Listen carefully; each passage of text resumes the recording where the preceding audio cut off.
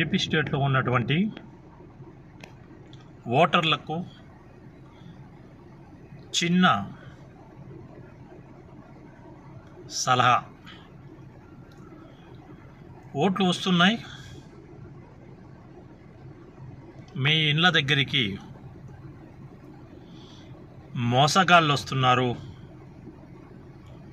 ఓట్లను మాయ చేసి మీ కొడుకును కలెక్టర్ చేస్తా మీ ఇంట్లోని ఒక బ్రహ్మాండమైన కురుక్షేత్రంలాగా బ్రహ్మాండమైనటువంటి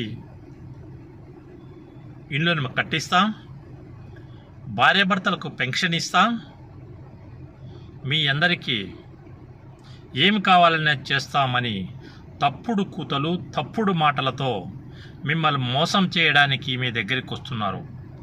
తస్మాత్ జాగ్రత్త. ఓటర్ల సమయం వచ్చినప్పుడు ప్రతి ఒక్కటి చేసి పెడతానంటాడు. మీ ఊర్లో సముద్రం లేకపోయినా మాకు సముద్రం కావాలంటే తీసుకొచ్చి పెడతానంటాడు. అన్నం లేకపోయినా అన్నం తీసుకొచ్చి పెడతానంటాడు. బిల్డింగ్ లేకపోయినా ఇల్లు కట్టిస్తానంటాడు. కొడుకులకు కూతుర్లకు ఉద్యోగాలు లేవన్నా నేను తెచ్చి పెడతానంటాడు. ప్రతి ఒక్కటి సై అంటాడు, మీకు చేస్తానంటాడు.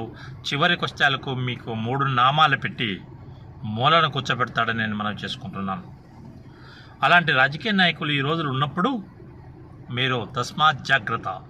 ఓట్లకు వచ్చినప్పుడు ఒక మంచి మనిషిని మనం ఎన్నుకోగలిగితే మనకు లైఫ్ ఇచ్చడానికి ఉపయోగపడతారు.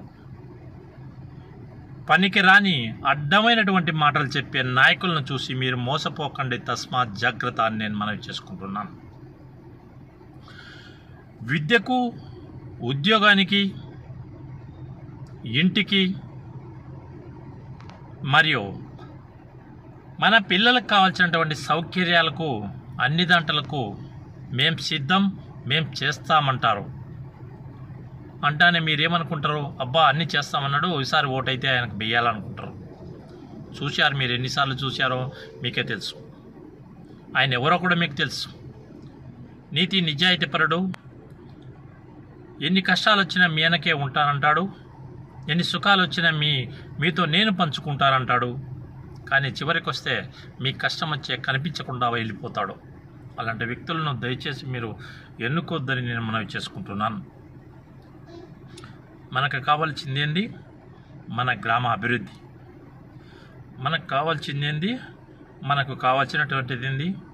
తినడానికి తిండి, ఉండడానికి తినడానికి తిండి, ఉండడానికి ఇల్లు, జ్ఞానం కోసం విద్య ప్రసాదించే వ్యక్తులను ఎన్నుకోమని నేను మనం చేసుకుంటున్నాను. కళ్ళు కబుర్లు చెప్పి మీ ఓట్లను దన్నుకున్న తర్వాత కనపడకుండా పోయే నాయకులను మాత్రం వద్దు వద్దు వద్దు. వాళ్ళందరినీ ఓకే అనండి, మీ ఆయుధంతో వాళ్ళకు బుద్ధి చెప్పండి అని నేను మనం చేసుకుంటున్నాను. Thank you.